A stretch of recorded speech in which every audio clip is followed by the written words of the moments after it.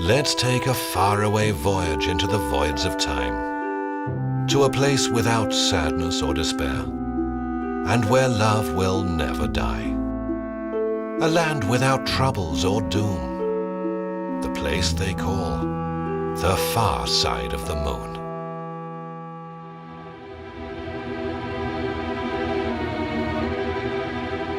Cold moon. For a long time, this image was only considered a romantic concept. That is, until scientists discovered that, unlike the Earth, the moon has no superhot core. There is another metaphor confirmed by contemporary science. In all ages, poets staring at the moon's beauty have described it as reflecting their thoughts and feelings. A study of radio wave reflections from the moon has shown that this was no exaggeration. Its surface really does have mirror-like properties. So far, only one theory remains unproven. It is that the moon was originally an integral part of the Earth during the formation of the solar system, but a collision with a protoplanet caused the moon to be torn out of the Earth's interior. It is believed that a hollow from the collision is now hidden under the Pacific Ocean. The theory of this space disaster shook the 19th century scholars. Among them was William Thomson, who later, in the 20th century, was honored with having a cape on the far side of the moon named after him.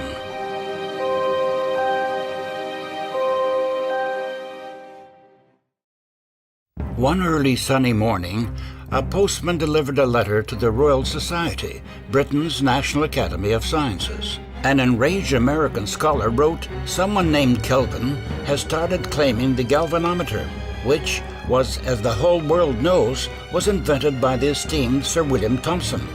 The American couldn't understand the lack of reaction from Professor Thomson himself. William Thomson impressed his colleagues with the intellect of a mathematician, the expertise of a physicist, the systematism of a natural philosopher, and his incredible talent as an inventor. As Thomson's friend, renowned German physicist and physician Hermann Helmholtz once confessed, he felt quite stupid beside him. Once at a lecture, Thomson asked his students, "Do you know what a mathematician is?" And due to complete silence in the lecture hall, he wrote down on the blackboard the formula. Then he said, "A mathematician is one to whom that is as obvious as that twice 2 makes 4 is to you." His varied work in mathematics and analytical mechanics, thermo and electrodynamics, particle physics and physics of electromagnetic fields, geophysics and astronomy, hydrodynamics and optics, telegraphy and navigation, made William Thomson a guiding light in the world of science. But a nationwide fame also involved him in what many people then called a sheer adventure. 5th of August, 1857, Valentia Bay, Ireland. All morning, a crowd of onlookers had admired the amazing sight. The British ship Agamemnon and the United States frigate Niagara were ready to set out across the ocean to establish the first telegraph link between the old and new worlds. That is, to lay 4,000 kilometers of telegraph cable across the ocean floor. Dozens of reporters surrounded Professor Thomson, the only scientist on board this historical expedition. I have worked a good deal at the solution of problems regarding the propagation of electricity through underwater wires. It is the most beautiful subject possible for mathematical analysis. By that time, William Thomson, professor of natural philosophy at Glasgow University, had already discovered his famous telegraph equation that calculated the voltage and current of electrical signals at any point on submarine cables of any length. At that stage, Thomson was 33 and already very well known in scholarly circles.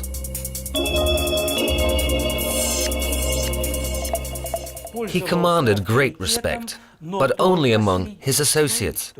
That is, among those physicists who could understand his equations and the conclusions he drew. So understandably, their number was more than limited. The transatlantic project was met with skepticism by many. However, on the contrary, those at Buckingham Palace believed in its great future. Queen Victoria blessed the expedition, so there remained nothing but to justify Her Majesty's hopes. Thomson was glad the ships would set out on their long journey from the shores of Ireland.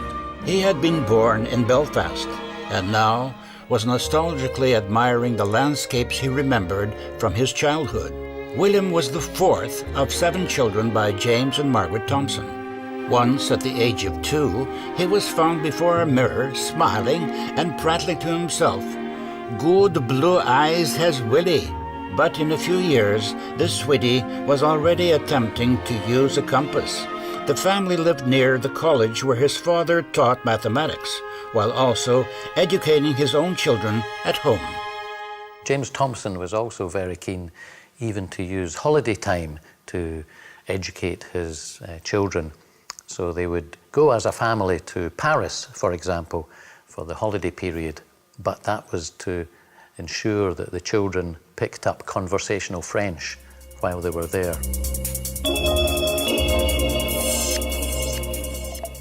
So even holidays were study time for the Thomson family. One of my earliest memories of those Belfast days is the joyful news that the Senate of the University of Glasgow had conferred on my father the honorary degree of Doctor of Philosophy.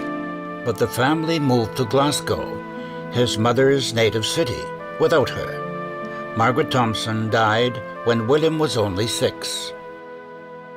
11th of August, 1857, Atlantic Ocean.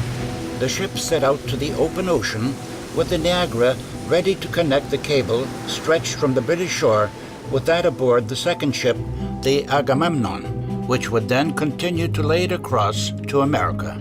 But when the expedition entered a depth of 3,600 meters, the payout equipment broke down and the cable parted and disappeared underwater, together with the hopes and dreams of 2 continents. But William Thomson started preparing for the next expedition. Why should a young, talented professor risk his life, strain his nerves, spend money, and his most valuable possession, time, for the kind of enterprise that almost nobody believed in? His strong character, he never retreated. As one of his fellow students in Peterhouse remembered, while studying the theory of sound, they noticed one thing. When practicing to play the cornet, the fundamental notes sounded an octave higher than required in theory. For everybody present, that was a mere fact. But Thomson's inquiring mind could not rest searching for an answer to the question of why it happened so. One evening he rushed into his chum's room, shouting, "I've got it, I've got it! Where's your cornet?" After incredible efforts, he succeeded in producing the real fundamental note and was happy. In fact, this note seemed so low that nobody could play it, which is why it was substituted for a similar note an octave higher. Thomson clearly had the persistence of a talented researcher. At Cambridge, the 17-year-old Thomson won a place at the mathematical Peterhouse College. Of course, the news spread quickly that a newcomer had authored an article on the Fourier transformer as a tool for solving physical problems. The subject was considered so complicated that Cambridge had not even included it on the college curriculum. Many years later, one of his fellow students remembered. William Thomson, a thin, girlishly beautiful boy with a high open forehead and fair curly hair, seemed too young. But in a couple of days it was announced that he had received the highest degree for a student of mathematics. And then they just began to talk about him as a mathematical genius. Many of his inventions and discoveries were translated into useful things for the college, and one of them, of course, which is very well known, is that he installed electric lighting in this college. It was about the second building in the whole of the country to have electric lighting. This is the wiring that came out, and it was in the room that I was in G13, and we were very amused by the width of the copper. And another mathematician here who had seen the wiring used for the underwater transatlantic cable that he installed noted the similarity between this cabling and the cabling for transmitting the signal from Ireland to America. William Thomson undertook intensive scientific research into the thickness of the cable. Having established considerable retardation of electrical signals in underwater telegraph cables, he developed his famous law of squares. This stated that retardation increases in direct proportion to the square of the cable's length. In other words, lengthening the cable by 10 times would increase retardation of electrical signals by 100 times. But there was another problem: distortion of electrical signals. According to Thomson's theory, signals with different frequencies pass through cables with different velocities. That is why Thomson recommended the wire diameter to be increased and low current electrical signals used. But he was only a consultant at the project. The chief electrician was Edward Whitehouse, a surgeon by profession, who arrogantly declared that there existed no law of squares whatsoever. He ordered to install powerful voltaic batteries on both sides of the ocean and attach to them reduction coils, and to solve the problems by sending high-voltage current impulses up to 2,000 volts through the cable. As chief electrician, Whitehouse had the privilege of making decisions, but he was afraid of going to sea. So instead of him, William Thomson set out on the risky trip again. 12th of June, 1858, Atlantic Ocean. There was reason for Whitehouse to fear the trip. Within 2 days, an awful storm broke out. This led to the Agamemnon being violently tossed about. The last thing William Thomson saw was a wall of murky green seawater. The ship heavily ascended one enormous wave, rose for a moment, and then fell into an abyss. At this time, an attractive young lady felt unexplainable anxiety in the far-off Isle of Arran in Scotland. It was Mrs. Thomson, Margaret, his wife. I so much wish William were home. My heart fails at the thought of parting with him. I get anxious on windy days and get more desperate as the time goes on. I would gladly have gone with him, but there are to be no ladies admitted on the board of the ship. Margaret fell ill after 1 year of their marriage. Thomson took her to the best doctors, but to no avail. His wife moved around with great difficulty, and he often took her out in a wheelchair. Margaret wrote verses, sad and lyrical. Her soul was now troubled with heavy premonitions. Overcoming her weakness, she went to the cathedral and ordered a service of well-being for her intrepid William. The storm abated only after 1 week. Thomson was physically exhausted, but his spirit was not broken. He gratefully recalled his training in Cambridge. The favorite sport of most students was rowing. They trained fanatically every day in any weather. It was the last term of my second year that I rowed in an Ator for Peterhouse. 27 boats competed in a storm of wind and heavy rain. At first we rowed slowly, but then we speeded up and came first. At that time I understood that the principal thing was to feel your boat, to become a single whole with it. This experience came in handy in the Atlantic. When the two ships met, the ocean had become absolutely calm. On splicing the cable ends, they set out in opposite directions. But after about 370 kilometers of cable had been laid, the cable broke at the bottom of the ocean, and the expedition was suspended. Thomson used the delay for intensive work. He designed a new instrument, the famous mirror galvanometer, an extremely sensitive detector capable of registering the weakest electrical signals. Could its designer Imagine then that sometime later, this invention would be ascribed to a mysterious Lord Kelvin. A peculiar feature in this story was that the mysterious Lord Kelvin appeared to claim inventions and discoveries by William Thomson, who was, in fact, the actual inventor. The Royal Society was swamped with indignant letters, but the press was inexplicably silent. Only a few yellow journals expressed their indignation, but didn't try to track down the mysterious lord, although these capable reporters could have asked him several questions. What have you personally done, sir? What is your own contribution to science? I've introduced an absolute temperature scale, developed a thermodynamic theory of thermoelectric phenomena,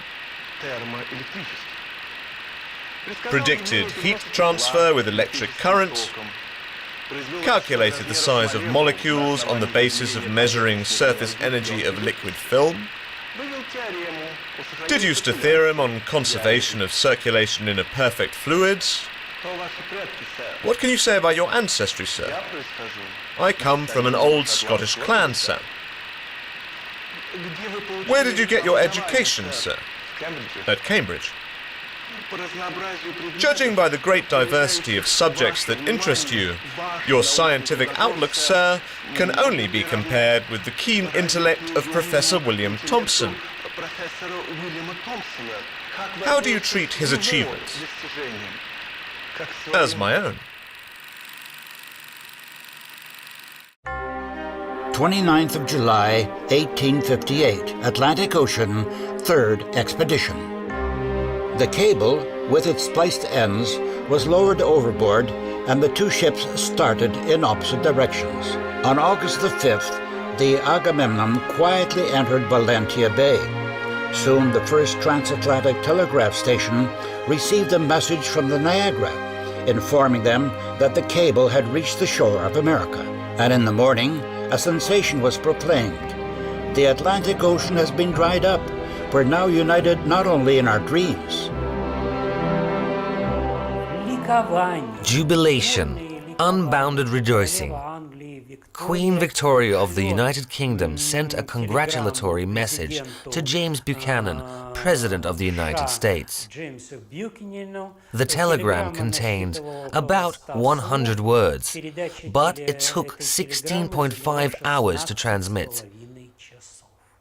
Errors were repeated, so it was necessary to permanently send control signals. Each letter had to be sent several times over. The president responded. So it began. Telegrams were piling up on telegraph operators' desks. "Where are the drawer keys?" asked one side of the Atlantic. "We don't remember," answered the other. But the telegraph began to work incorrectly.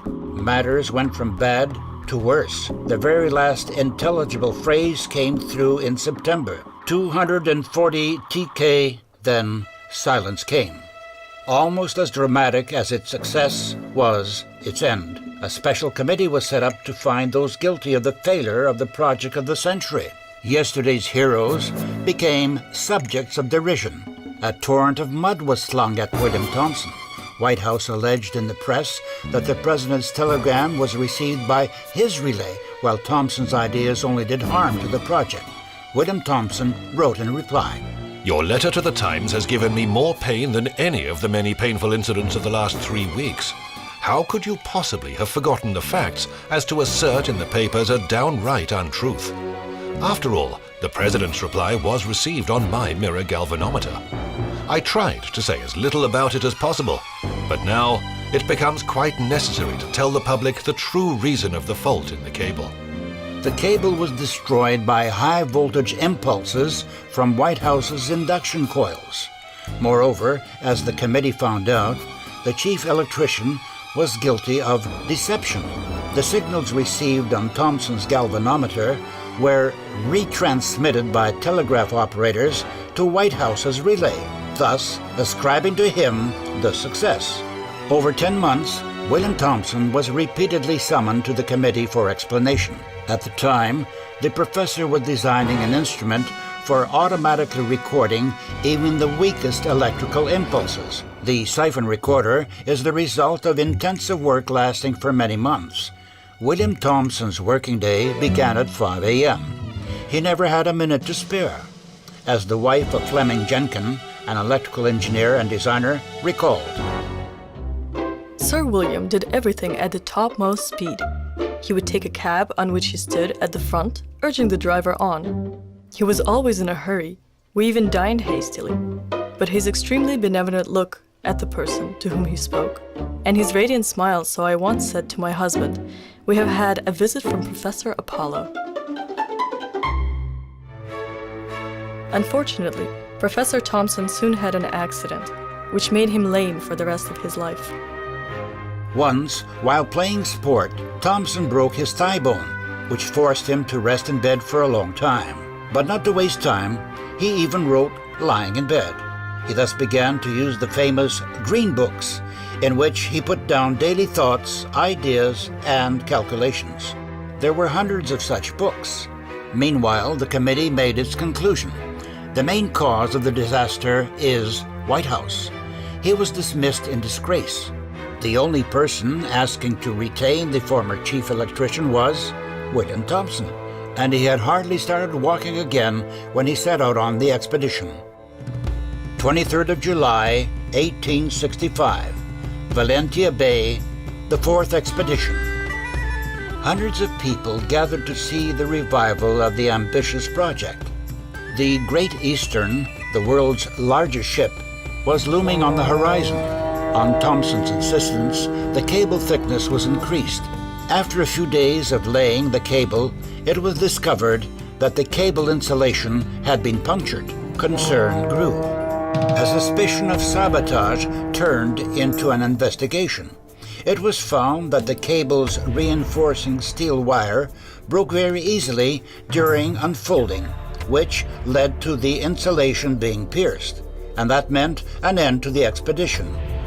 Thomson consoled himself as best he could. Well, my chair and my laboratory await me. I'd like to constrain myself for a time to my professional duties. They say that once, unable to give a lecture, Thomson wrote on the blackboard, "Professor Thomson will not meet his classes today." As a joke, students erased the first letter in the word classes, leaving the message reading, "Professor Thomson will not meet his lasses today." The following day he entered the lecture hall swiftly, tripping as usual on his professor's gown. He came up to the blackboard and, with an instant reaction, erased one more letter in the same word and left the lecture hall without uttering a word. The blackboard now read, "Professor Thomson will not meet his asses today." A sense of humour was present in William Thomson ever since childhood. At 10, he became a university student. At 22, he was appointed head of the department. Thomson's inspiration came from James Watt, who invented the steam engine in the late 18th century at Glasgow University. And it was here that in the mid-19th century, William Thomson established the first in Great Britain's student laboratories. He thus influenced the future of British science. Once, Thomson spent a few months in Paris, in the laboratory of famous Raynaud. It was enough for him to realize one thing: the complicated becomes understandable only through experiment. Now, William Thomson taught his students this skill, and discoveries were quite often made right in the lecture hall, the discoveries that advanced the world of science. For a long time, Thomson was engaged in thermodynamics. His contribution to this science is so big that it is even difficult for us to comprehend today. For in every house and every flat there is an apparatus using Thomson's discovery.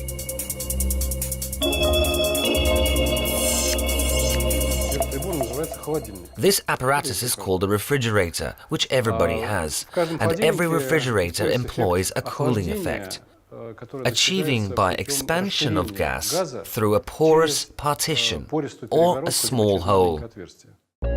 Fifth exhibition. A sturdy line of cable had been laid by the Great Eastern onto the ocean floor, and one day, the watchman at Valentia Bay, sitting before a galvanometer, suddenly noticed the unsteady flickering had changed into an actual message. "Thank God, everything is all right." These words, transmitted from the shore of America in 1866, started a new era in the history of humankind. Queen Victoria conferred knighthoods onto the main participants of the expedition. The first in the lists were the American named Cyrus Field, a merchant, and William Thomson. But the professor's joy didn't last long.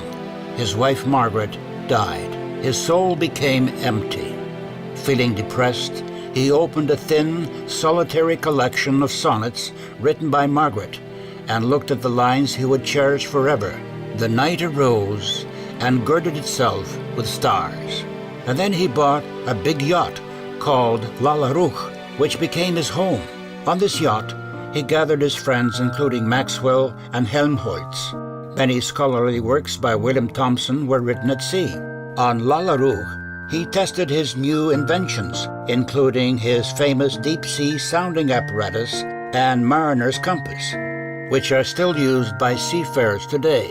His legacy includes 70 important patented inventions.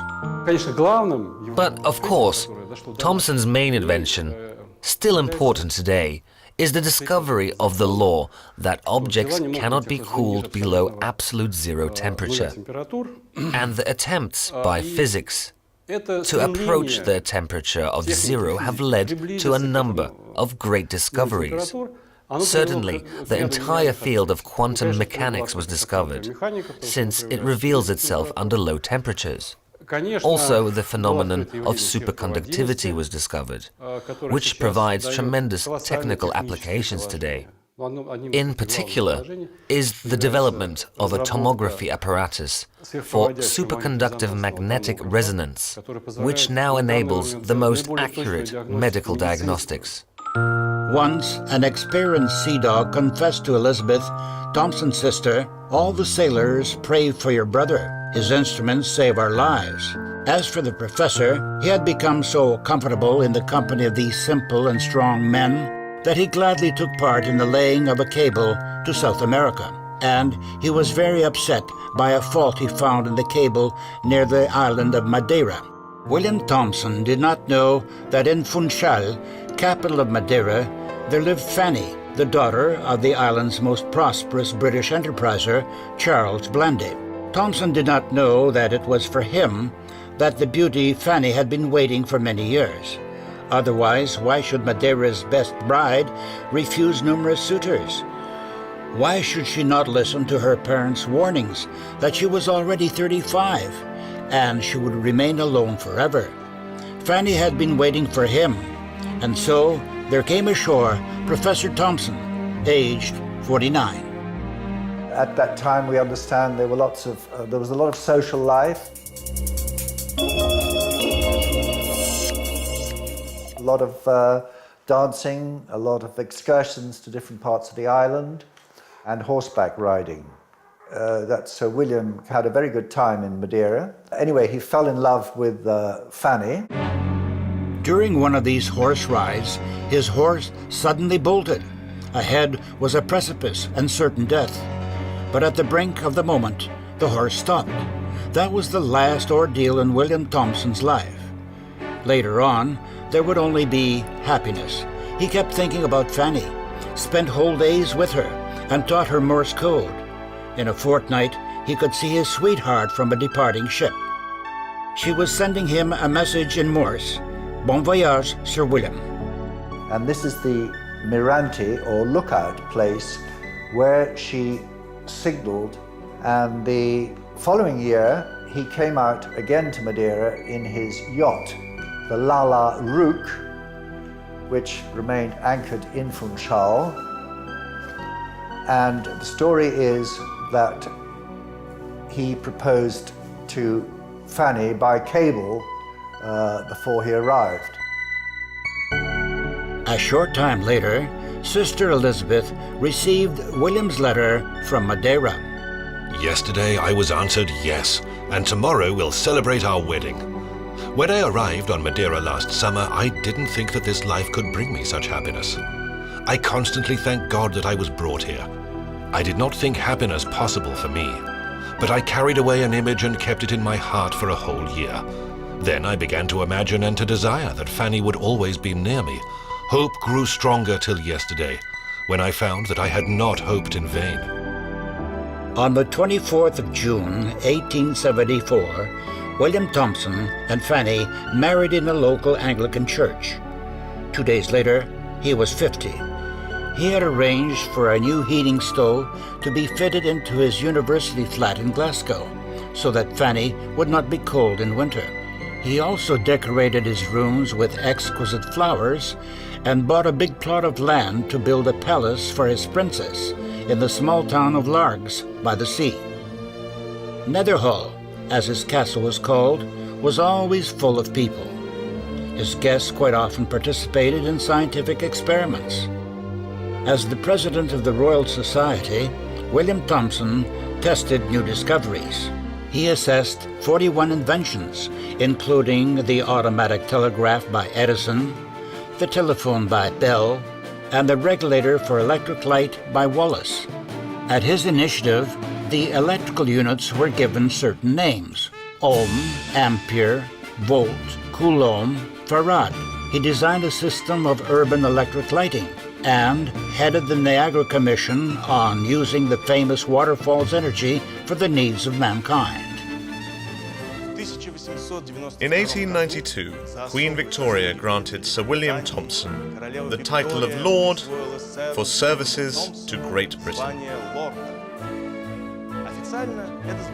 The title was officially declared as given not for services connected with the destruction of human life, but for those which elevate its character, enlarge its capacities, and increase its happiness. According to British tradition, receiving the title of Lord comes with the power to change the family name. In exceptional cases, one can decide against it. And at 68, most people would find it hard to give up their own name by which the world knows them and start a new life. But William Thomson was always ready for new beginnings. At the family meeting, it was decided to take the name Kelvin. It was derived from a small but lively stream that flowed by the University of Glasgow. Thus, William Thomson became Lord Kelvin. 15th of June, 1896, Glasgow, Scotland. 2,500 people from all over the world gathered at the University of Glasgow to celebrate the 50th anniversary of Lord Kelvin's professional activity. Russia's esteemed Professor Umov spoke of him as of the greatest scientist of the 19th century. An exhibition was presented of all the instruments created by their outstanding contemporary. The event transformed into the grandiose celebration of science. And here is what the hero of the day said in his speech. One word characterizes the most strenuous efforts for the advancement of science that I have made during 15 years. That word is failure. 50 years I have not had a moment's peace or happiness, being liable to fits of ethereal disease, kept away at intervals only by rigorous abstention from thought on the subject. Throughout his life, he tried hard to define properties of ether, the substance in which the universe exists, but to no avail. If the great scientist could not give a technical explanation of the physical world, then there existed no such explanation. The 19th century was coming to an end, and there behind the threshold of the 20th was Einstein's theory of relativity, where ether did not play any part. Classical physics ended with Lord Kelvin. One claim to fame that Lord Kelvin has at the University of Glasgow is that he is our oldest research student.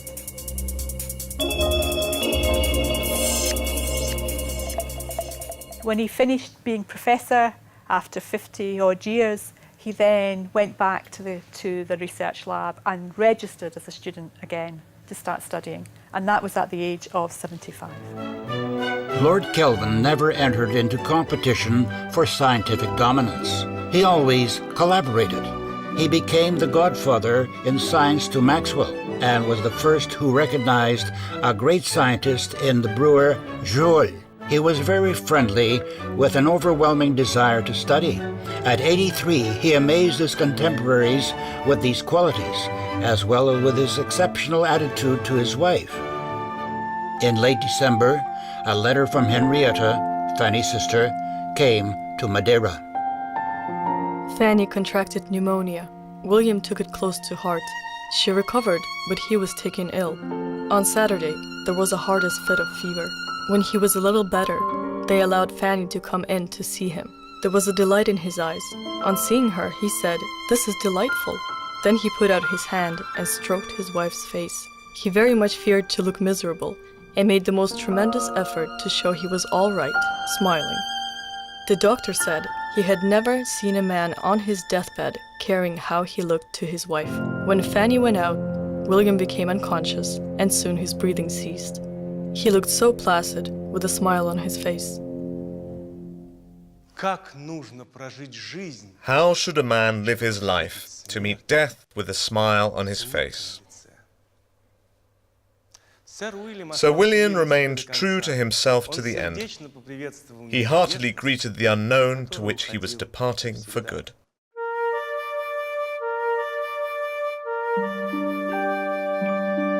The next day after his passing, Largs was the most in-demand town in the world. Thousands of telegrams and letters of condolences. But Fanny, stiff with grief, could not even read them. She was exhausted. With great difficulty, she consented to the government's proposal to bury Lord Kelvin in Westminster Abbey, next to the grave of Sir Isaac Newton. Great Britain fell into deep mourning. The newspapers wrote, The life of Lord Kelvin was an example of modest virtue and reticence, being the great fastening forces of society. His life created some harmonious stability.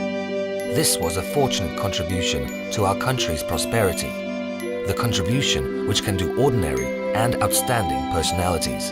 In accordance with Lord Kelvin's request, a large sum of money was transferred to the University of Glasgow for the development of student science. There is still an academic scholarship in his name. A unit of absolute temperature, established by Thomson, was named Kelvin, and Kelvin's name was given to a cape on the far side of the moon. I find a moment to get a note off from here. The splice is being made, and I am standing beside it looking on. All goes well. I hope every day you will have good news through the cable. With love to all, William Thomson. Concept and narration, Yaroslav Narcisov. Scriptwriters, Natalia Romanova and Natalia Spiridonova. Director, Alexei Bazhanov. Translation and voiceovers by Alexei Bashko, James Brown, Michael Kravchenko, Yelena Sears, Richard Sears, Anastasia Trofimova, Natalia Vdovichenko, David Watson, and George Watts. The film was created with financial support from the Medical Research and Production Complex Biotics and the Scientific Research Institute of Cytochemistry and Molecular Pharmacology.